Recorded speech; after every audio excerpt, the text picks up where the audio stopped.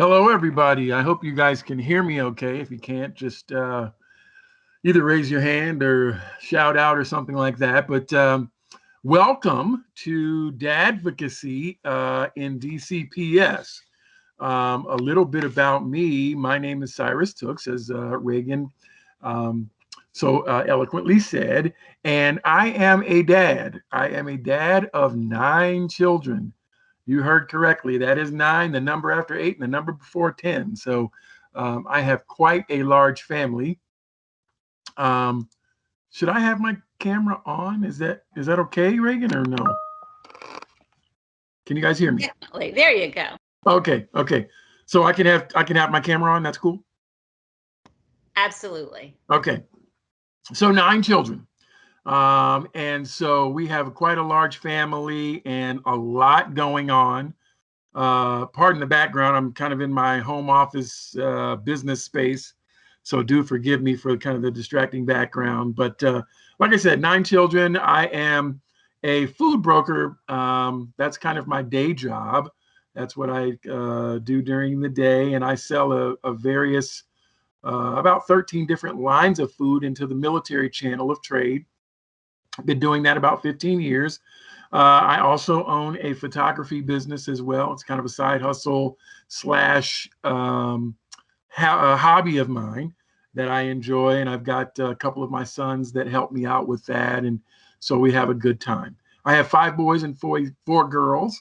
And the ages range from 29 years old, which is the oldest girl, all the way down to an almost 7-year-old girl who will be 7 in October. So all of our children except one are either within Duval County Public Schools or have graduated from Duval County Public Schools. So my wife and I are incredibly engaged and involved within the school district.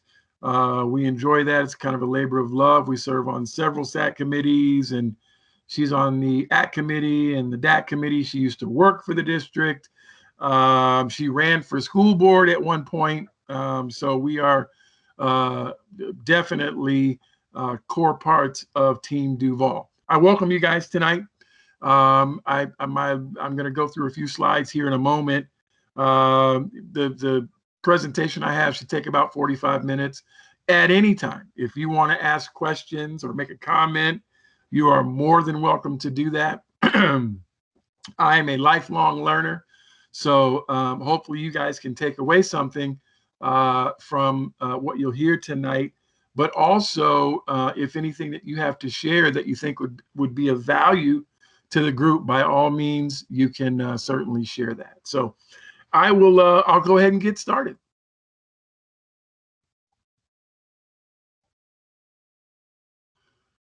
Okay. Actually, if we could go to slide number 2. Okay, so first, I want to talk about what advocacy is. I don't want to insult anybody's intelligence, but a little bit about advocacy. If you look at the technical definition, it says the act of pleading for, supporting, or recommending, active espousal, or one who represents another person's interest. It comes from the Latin word advocare, meaning to add a voice or a voice of support. So my wife and I, we felt that given where the school system was at the time we started having children, given where we saw the school systems going, and not necessarily in a bad way, but just the direction of schools and public schools, we needed to be an extra voice for our children as they navigated the school system. One of the things about Duval County schools is it's a very complex school system. It's an urban school district with tons of magnet schools, and quite obviously a lot of educational options. And so we felt if we were going to have our children successfully navigate this environment, we had to be an added voice for them. And so there are 3 core reasons. This isn't necessarily in the presentation, but while I'm on this slide, 3 core reasons why I felt being an advocate for my children was something that I needed to do. Number one is I really truly believe that I'm my children's first teacher, along with my wife. Now, certainly the curriculum is different. We teach them how to be responsible citizens. We teach them how to have love and compassion for fellow mankind. We teach them to figure out what their giftings are and their passions are so they can go and be productive citizens. We teach them manners. We teach them how to self-govern themselves, and so much more that I'm teaching my kids, and things that you're teaching your children. We are our children's first teachers. And so I definitely don't want you to forget that. So that was probably the core reason why we felt we needed to be advocates. The second reason is I really felt the need to give back. Like I said, I've got 9 children, and that is a tall order. It's hard enough to raise 1 or 2 or 3, but to have 9 is just, that's, if I think about it, I start to break out in a sweat and I have a panic attack. So I just get up every day, we do what we have to do, and we do it all again the next day. So I felt with that many children, I needed to give back in a way that I could support those who were supporting my children. So that was the second reason.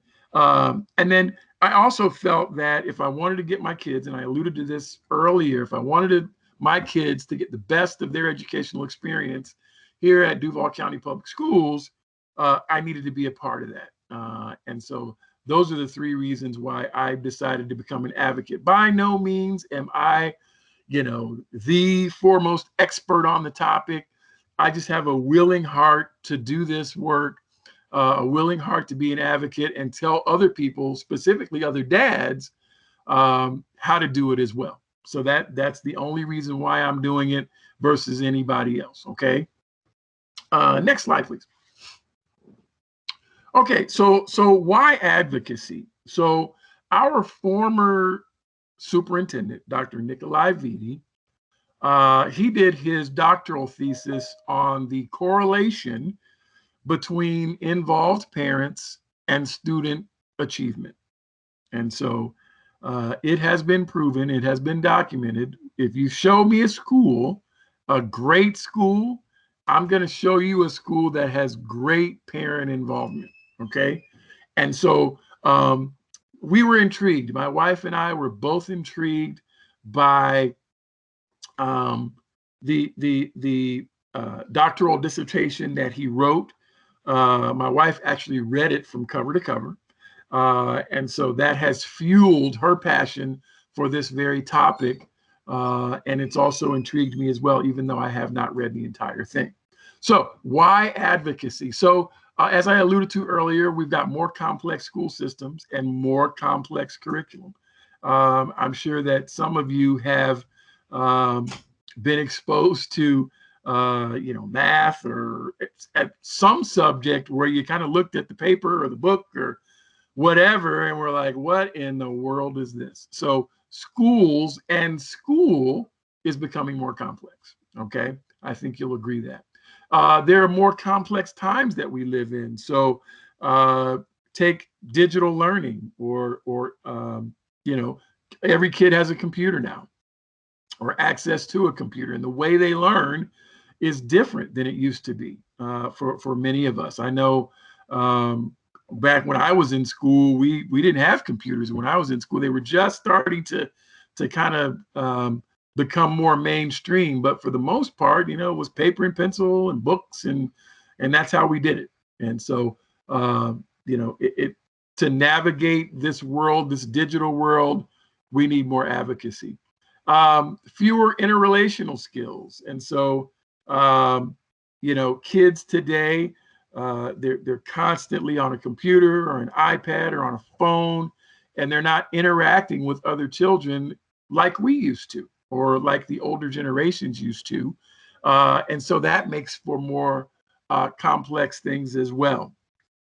Less mature relational skills. So conflict resolution, that's a big one. How to express your needs, how to self-advocate. Those are all things that children are doing less and less of, because they're just not trained to do that. And as those relationships kind of wane, not necessarily purposely, but kids just, like I said, they're not interacting like they used to. That would be another reason why we should have advocates as well.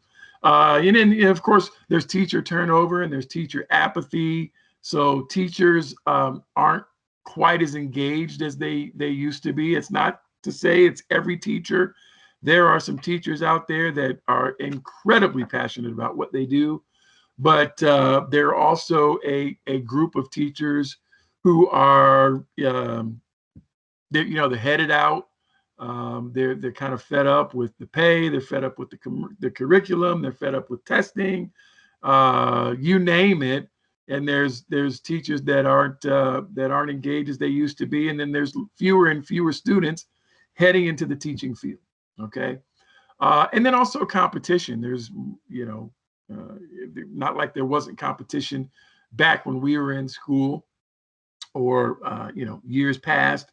But the competition is there as well. And so, that kind of drives the need for advocacy as well. And then, why dads? So, there are a lot of mothers out there. There's aunts and there's uncles and there's grandmothers and, surrogate parents, you name it, all types of parents and caregivers that are offering care to children. And this information is valuable to them as well. So, and by no means am I suggesting that dads are better or more well-equipped or whatever. That's not the case. However, within the school system, there has been a dearth of dads and male figures in the lives of children. It impacts certain demographics and certain ethnic groups more so than others. Certain parts of town, you've got fewer dads, depending upon what's going on with the children. You see dads, but I can't tell you the number of times where I'll go meet a teacher for a conference or show up to an event, and the teacher or the administrator or whoever is like, "Wow, what are you doing here?" I'm like, "Well, I'm here to support my kid." Well, we were looking for mom, and so. Like I said, there's a dearth of dads, and so we're underrepresented. So we need to make a larger presence in the lives of our children, and so that's one of the reasons why I do this as well, is to try to get dads to be a little bit more involved. I learned a principle not too long ago, not a principle like over a school, but a principle called the Kaizen principle, K-A-I-S, I think A-N. Basically, it's a Japanese principle, and it basically drives Toyota's business right now. And it's basically a principle that says everything that we do, we should strive to do it a little bit better each time. That's the Kaizen principle. And so that's what I want to do, is try to be better each and every day for my children, each and every time that I interact with a teacher or whatever. That's what I'd like to do. And so that has kind of driven me to do this work as well. So why dads as well? We need more male role models. Like I said, it does impact certain demographics and certain ethnic groups more so than others. As you can see, I'm African American, and so my community it's impacted. And I'll get into some statistics a little bit later about absence of fathers and kind of the impact on children's lives. I talked a little bit about parent involvement and the performance correlation. There's a direct correlation. So you can name any of the schools. If you think of any of the A schools in Duval County Public Schools, those schools that you would probably name have really great parent participation, whether it's SAC, whether it's PTA, whether it's core groups. I have a child at La Villa, and each of the disciplines has its own booster club, whether it's dance, whether it's choral, whether it's band, whether it's string or jazz. They each have their own group that supports those particular areas. And it's amazing the type of things that they're able to get done. So I really feel that dad leadership is fruitful. For those of you who have kids, when dad says something, typically it gets done. Not always, but mom can say, hey, go take out the trash. But when dad says, hey, go take out the trash, then there's a little bit different urgency there to get that done. And so that dad leadership is definitely fruitful. And then also bridging the relationship between children and fathers. And I as I've done this work, I have been able to bridge that relationship or those relationships with my children, whether I'm taking them to a practice or picking them up from one or helping them through a struggle at school or whatever. That helps to foster relationship with your children. Okay, so next slide, please. So some statistics, as I alluded to earlier, on dads and children. So if the first one, 43% of children in the U.S. don't have a father in the home. So that's nearly half. And this has no bearing for ethnic groups or anything. This is 43% of all children, no dad in the house. Okay. So basically half. 90% of homeless and runaway children are from fatherless homes. So if you don't have a father, then the statistics say that you're more likely to be homeless or run away. 71% of all high school dropouts are from homes with no father. Kids with fathers at home tend to perform better in school than those without a father. Now, I know me, I wasn't the best student. They had my issues and with math and some other subjects. So mom is kind of the key person to help with homework. But the I guess what I want you to take away from this is that when fathers at home, statistically speaking, kids tend to perform better. 85% of minors in prison grew up without a father. And so again, it's just talking about that dearth of fathers that I spoke to and kind of the impact that it has on children. With a father at home, kids are 40% less likely to repeat a grade.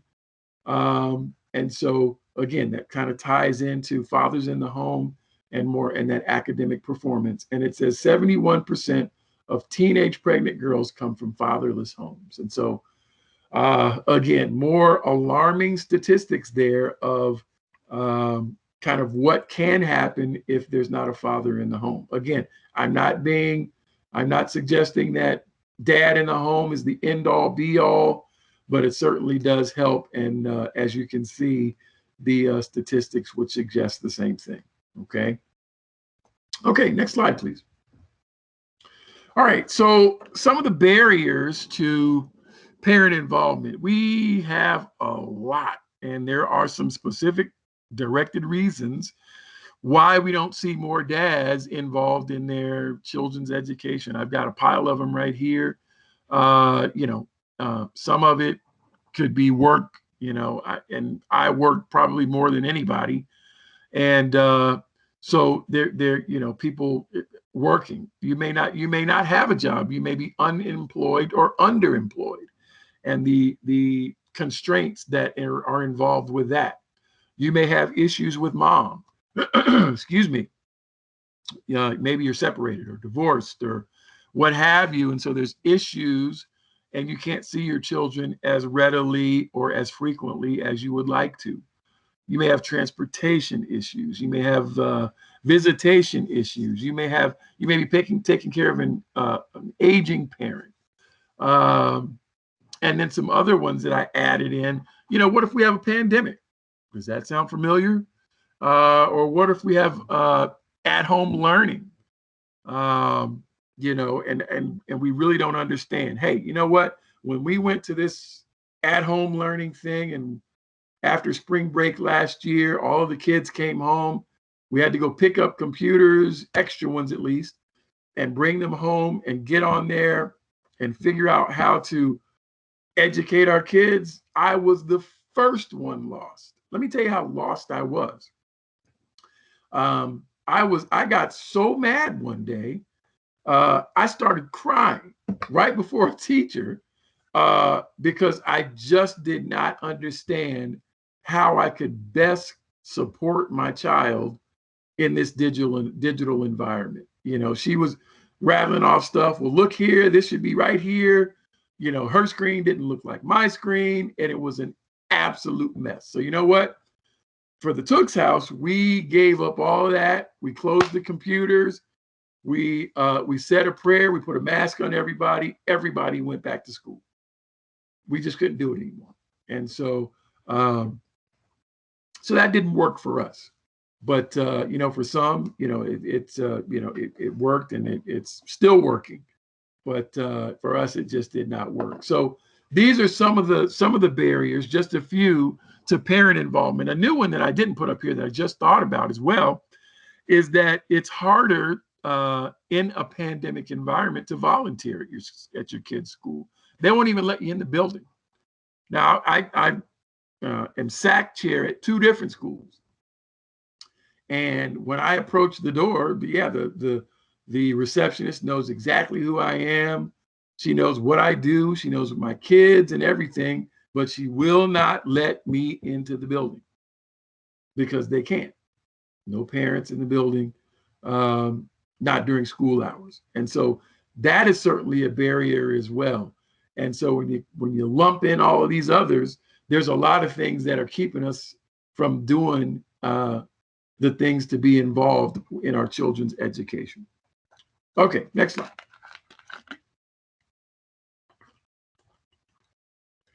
So a barrier basically is any natural obstacle. So if you think of a mountain or a river or a creek or a valley or you know, whatever, that presents a barrier.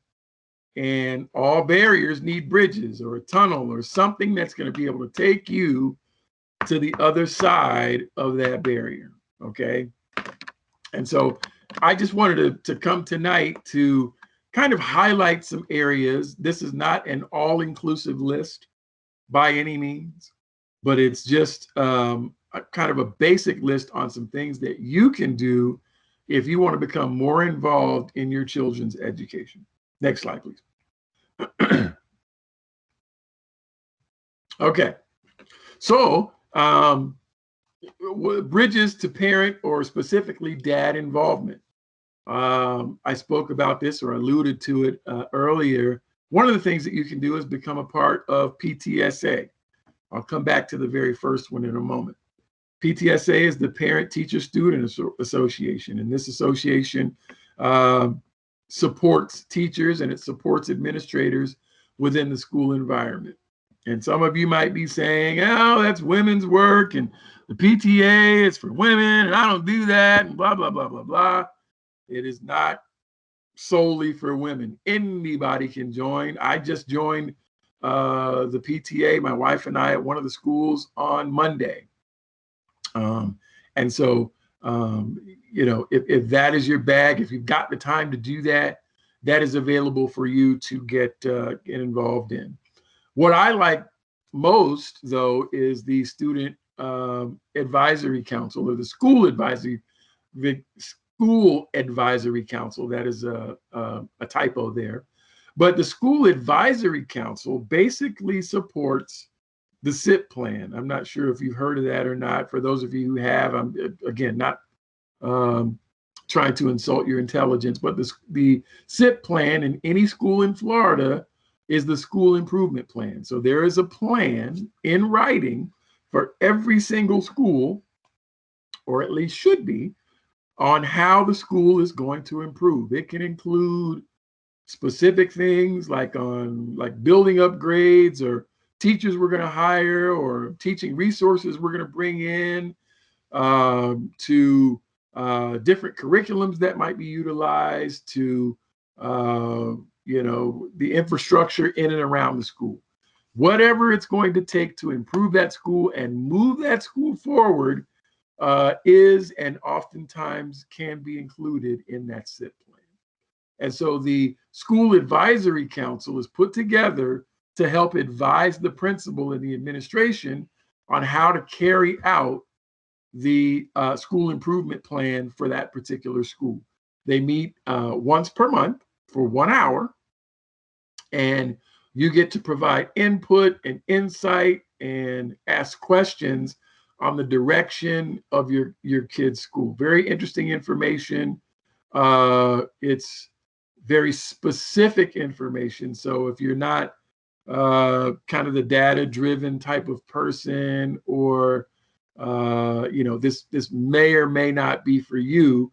However, I like it because you can give feedback, and you can get feedback on the direction of the school. If you're not happy about something, you kind of raise a flag. If you want to celebrate something, you kind of raise a flag. And so again, I'm not a part of the SAC committee at every one of my children's schools. I've just got too many, but I am a part of 4 of them. And, it kind of helps you be in the know in terms of what's going on in the district, and, should there be any changes or any issues with your school. It's usually the SAC committee that is first privy to that type of knowledge.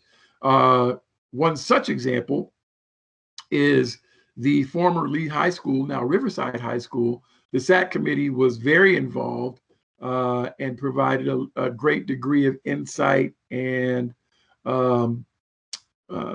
commentary about the changing of the name of the school. And we're very involved in the renaming of the school as well. So if that's your bag, if that's the type of thing that you like to do, and that's how you want to exercise advocacy, then I would highly recommend the SAC committee for that.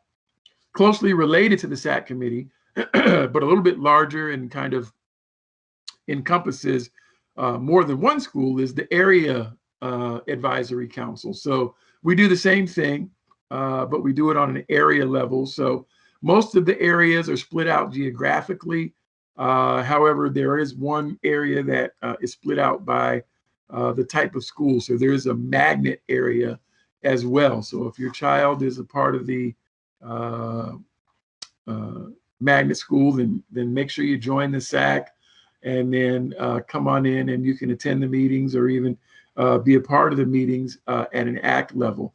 And then even one level above that is the district advisory council. So doing the same thing, but from a district standpoint, and we go and we help support all of the schools, be they elementary schools or middle, high, whatever.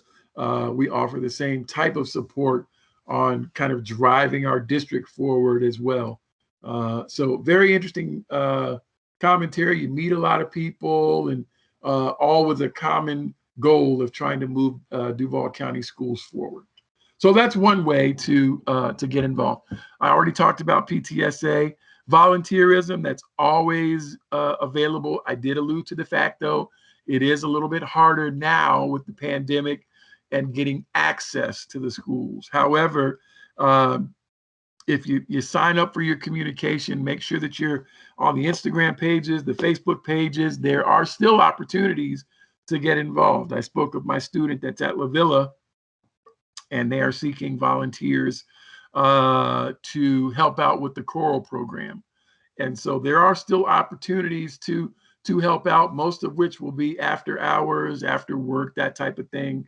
But there are still opportunities, so consider volunteerism as well. There's also substitute teaching. There is a tremendous shortage of teachers, and especially substitute teachers. So if that's your bag, and maybe you're retired or you work part-time or whatever, consider substitute teaching as well. The other thing is also, what are you gifted at?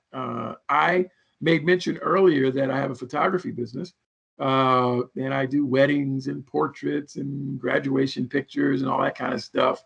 And so La Villa, they're very deliberate and very specific in finding out, what do our parents have to offer when they're coming into La Villa? If you've got a business that you can leverage, maybe you have a barbecue business, or if you have got a photography business, or you're a florist, or you know how to sew.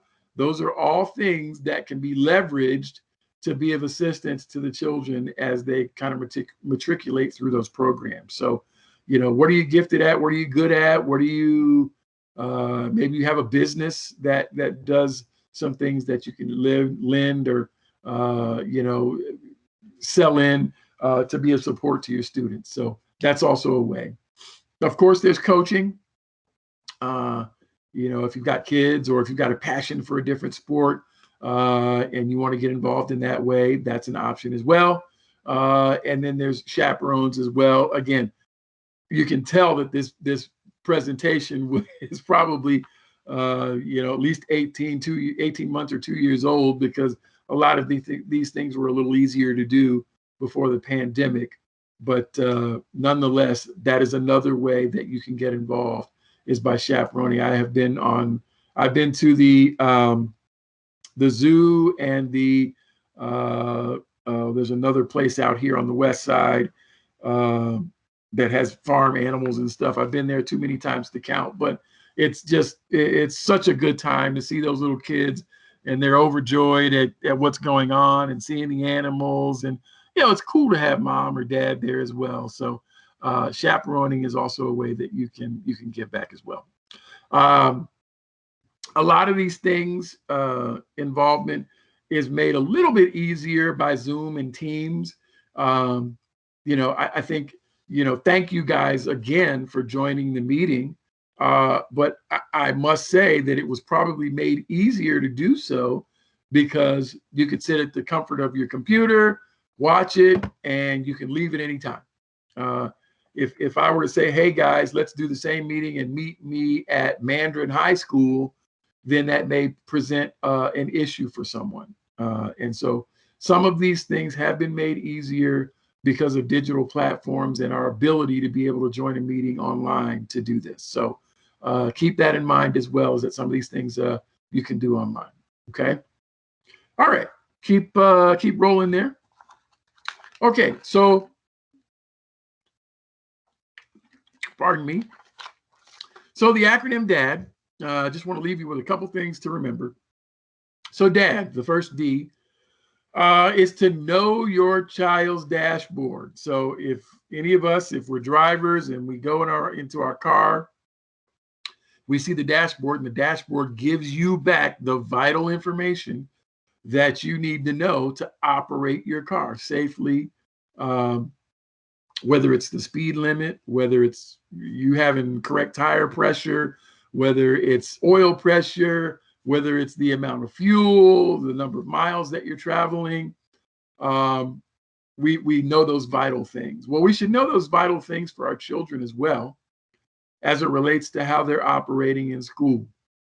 And so some of those, this is not an all-encompassing list, but I think these are some of the core things that you should be familiar with, as you, particularly if you go and you have discussion with your children's teachers. These are some of the things that you should know. So their FSA level. Governor just said that they may not have FSAs anymore. Usually when he says it, we'll have some type of assessment. It just may not be called the FSA, but time will tell what's going to become of that. But nevertheless, your child's FSA level, reading and math, science, social studies, whatever subjects that they're taking on their assessments, you should be familiar with those and what level that they're at and why, particularly if they're unusually low. I've got some struggling readers in my family, and so we've got some tutors in place. We've done some additional work and remediation with them to get them identified what the issues were and placed adequately so that they could get caught up. Also, their Lexile level, if they're readers, what Lexile level, so what difficulty level books should they be reading? You need to know that as well. This is a big one, this next one. If they're on an IEP or a 504 plan, if they're getting additional services because they're unique learners, you absolutely have to know what's in that plan. And if the teachers and administrators are abiding by that plan, that is your responsibility to do that. I've got a couple of kids who have their IAP plans, and we have to go to review meetings every year, and we have to figure out and know that the teachers are first aware of the plan, and if they're giving them the services and the additional supports that they need that are spelled out in that plan. That is a big one here in the district, because your kid can get left behind if you're not on top of that stuff. So absolutely have to be on top of it. You can get copies from your child's teacher of all of this information should you need it. Of course, knowing your current grades of your children. So in my house, we do something that's called Focus Friday. Focus Friday is every Friday after we have our pizza and Pepsi or whatever we do, we say, hey, it's time for Focus Friday. Of course, for those of you who may not know, Focus is the grade portal here in Duval County Public Schools. And we go in and we look at everybody's grades, and we figure out where you're at, if you're doing well, if you're not doing so well. We figure out where the gaps are, if we need to get you some additional assistance, if you need to do some more homework assignments over the weekend, whether or not you're going bowling tonight or to the game tonight because your grades are substandard. All of that's figured out on Friday afternoon. We have what's called Focus Friday. So I encourage you, and there's an app as well. You can pull that stuff up on your phone. Everybody, I'm 99% sure that everybody under the sound of my voice has a cell phone, or at least access to one, or access to a computer. And so you can download the app, pull that up, and you can go through your grades and review your child's grades at your leisure, whenever you want to. And then there's also, kind of related to Focus, is OneView. OneView kind of takes your child's performance down to the assignment level. So if you want to drill down on their biology class and figure out why they've got a C in that biology class, you can drill down to the assignment level, and you can determine whether or not they've turned in their assignments, whether they've turned them in on time, what kind of grades they got on them, et cetera, et cetera. That's, I think, the main portal where they go to some of their online learning as well, whether it's Math Nation or the other things that they use, iReady, Achieve 3000, whatever they use, that can be accessed from there as well. A ton of information available in OneView. And I think most of you should have a Focus account because that's how you volunteer and get some other core things done within the district as well, is you have to have your own Focus account. So make sure that you set that up. And then having these types of information and knowing this information gives you greater value and greater depth to the conversations that you can have with your teachers and your administrators and your kids if you know this information. So don't be ignorant about this. And so that's the first D, is the dashboard. Okay, next slide.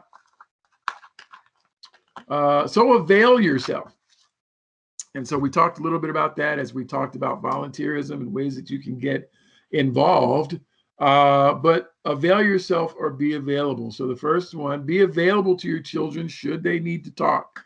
So, we're in my house with 9 children. We are managing a lot of different relationships. So my relationship with each of the children, my relationship with my wife, all of their relationships with one another, my wife's relationships with them. So we're all kind of biting for each other's time, but you got to be available. And when you're not available, I have this saying that if you don't have time, you got to make time. If you can't make time, then you got to take time. And so it reminds me, every Sunday on my iPhone will pop up an icon and it'll say, hey, Cyrus, your iPhone usage is up 13% this week. Congratulations. And you're up 13. and you spent 14 hours and 10 minutes on your iPhone, more than you did the previous week. And so I look at that and I'm like, oh my God, look at all the time that I've wasted just sitting here doing that, scrolling, playing fantasy football on Instagram, on Facebook, on Twitter, on ESPN.com, on News4Jax, watching movies, watching TV. So that is a big, big consumption of time, is our phones. And so my point is that if you don't have time, you got to make time. If you can't make time, then you've got to take time. And you got to identify those areas in your life where you can take time to do the things that you need to do. Okay? So make yourself available for your children. Avail yourself to teachers, administrators, and staff when they want to make contact with you. So all of my teachers have my cell phone number. They have my email address, both of them. They know how to get in contact with me. I really like the Class Dojo and Band app applications. You can chat. If you've got issues, you can raise issues. They'll upload pictures and assignments. Really like that. So find out which of these portals your teachers are using, and that's another way that you can avail yourself to your teachers, administrators, and staff. We talked about availability through volunteerism, and we also talked about the pandemic and its impact on that. But be listening for those opportunities to become more involved as the pandemic kind of loosens up. Availability in tough decisions. Our kids, as they navigate this complex environment, they need us as a sounding board to help them through the tough decisions and making the tough calls. And, younger kids, you may have to kind of direct them to the decision, but as they get older, your parenting gets a little bit different.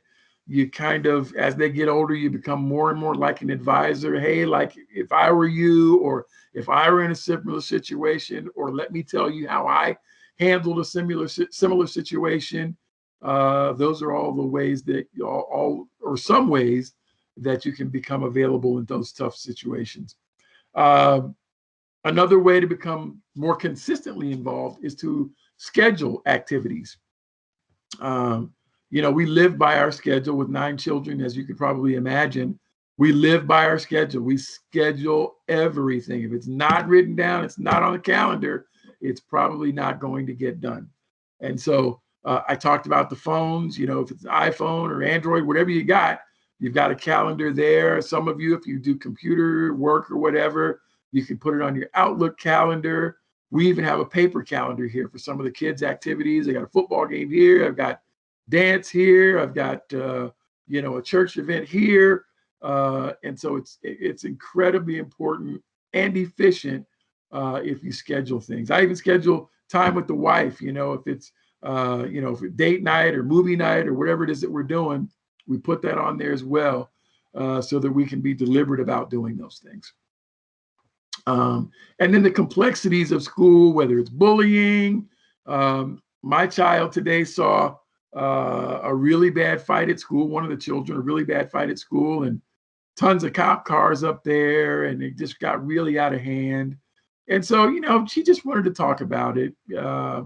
And so I listened to her, and that's another thing as well. Oftentimes, it's not even about having a conversation. It's just being that sounding board and being there and available to listen to your children as they kind of navigate what they're going through. I think it'll go a long way. Okay. All right. So the last D.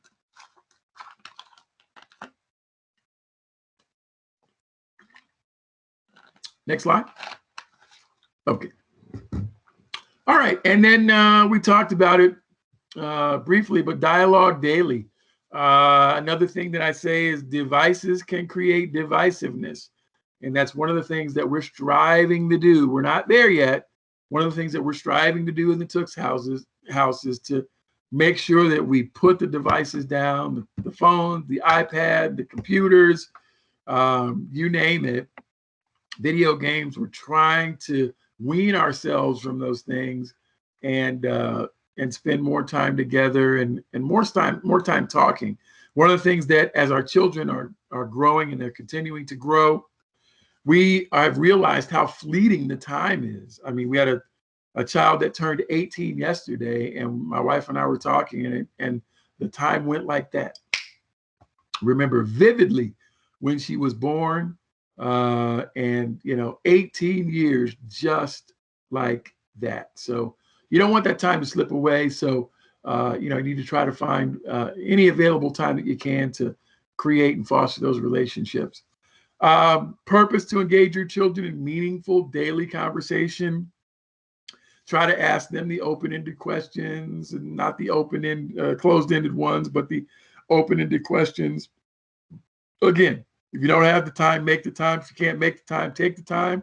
If you're riding home from school, you're going to the store, going to a game, what have you, those are all opportune times to create those types of relationships. Schedule if needed, that we've talked about. Purpose to share and to listen as well. And I learned that a little bit of a funny story. One of the kids was about 5 years old, and I always used to open my bananas from the top, always. And I like slightly green bananas, the ones that aren't really fully ripened yet. So I'm sitting there and I'm struggling with this banana, and I can't get it open for anything. So I'm reaching for a knife. 5-year-old is sitting at the table. He's eating something else. He says, "Dad, why don't you just open the banana like the monkeys do?" And I'm like, what are you talking about? What do you know? You're 5 years old. He says, "Well, they open their bananas from the bottom." So I turned the banana over and I began to peel the banana effortlessly from the bottom. Now, had I kind of walked in pride and told him, "Hey, you don't know anything and I'm not listening to you," I never would have known that. And guess what? Here I am 10 years later, and I still open my bananas from the bottom because he told me that's what they do. And so that's just a simple example, but it underscores the fact that we can learn from our children as well as listen to them. So I encourage you guys to do just that. And then, as much as you can, save the emotions. My dad was a screecher and a hollerer, and he used to yell, and the best dad that I could have ever had. I love the man, rest his soul, but he used to yell a lot. Former military guy, and he used to yell a lot. So, but if you can save those emotions, we get more out of our children with sugar than we do salt. So I'll leave it at that. Okay, next slide, please. All right, and then there are some benefits to dialogue and even boredom as well.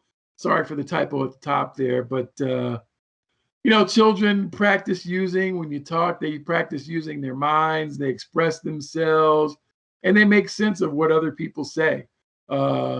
Children feel more connectedness to their families, and they gain a sense of trust. They get into the habit of talking about their feelings. When you talk to them, they become less vulnerable to peer pressure and bullying.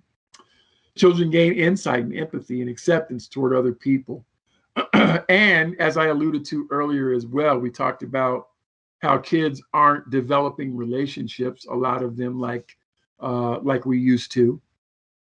When you talk to them, that helps them develop relationship, not only with you, but with their siblings or with friends or whatever. This is a little bit easier for girls to do than it is for boys.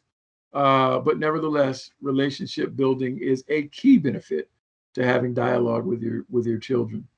And then from time to time, I don't try to cure boredom from my children, because I think boredom kind of fosters creativity and imagination, and it gets kids to think and explore as well. I got to watch some of the younger ones, because when they get bored, they get destructive and they wander and they get into things that they don't need to get into. But the point is that if your kid is bored, that's not necessarily a bad thing. Okay. All right. So I think that is kind of the end of my discussion. Is there another slide, Megan, or is that it? So just to recap, guys, dearth of dads. Dads are underrepresented in our schools. We need more dads, and we need the presence of more dads, and we need what dads have to offer. We also need more advocacy to make sure that our children are extracting what they need to extract from their experience in any school. It can be a charter school, a private school. In this example, we're talking about the public school system, but are our children extracting and receiving what they need to receive from their experience in public school? And then, if you're looking for a way to give back, your advocacy, your volunteerism, your involvement could make a world of difference. Take those gifts and utilize those and leverage those to make your children's educational experience better as well. And then also, lastly, there is a direct correlation between parent involvement and student achievement. Good schools out there have good parent involvement.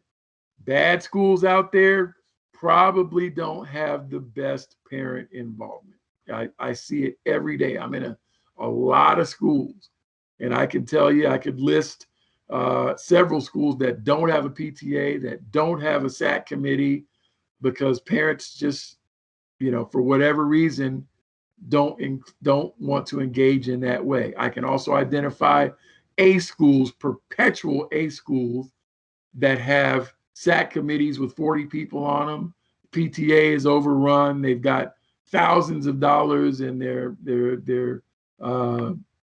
PTA bank accounts and stuff because the parents' involvement is high. So think about that as well. I'd like to, while the time, we've got about 5 minutes left, if there's anybody that has any questions or comments or concerns, you can certainly raise those. I will give you the opportunity to do that now. All right. Well, I appreciate you guys showing up. 4 guys coming out.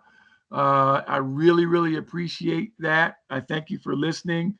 And then I just encourage you guys to get involved, not only for your child, but for all children here in Duval Public Schools. I really like to tell people that I have 129,000 kids because I don't do this just for mine. I do it for all of them. So with that, I will wish you a good evening. Stay safe, and hopefully seeing you soon. Thanks.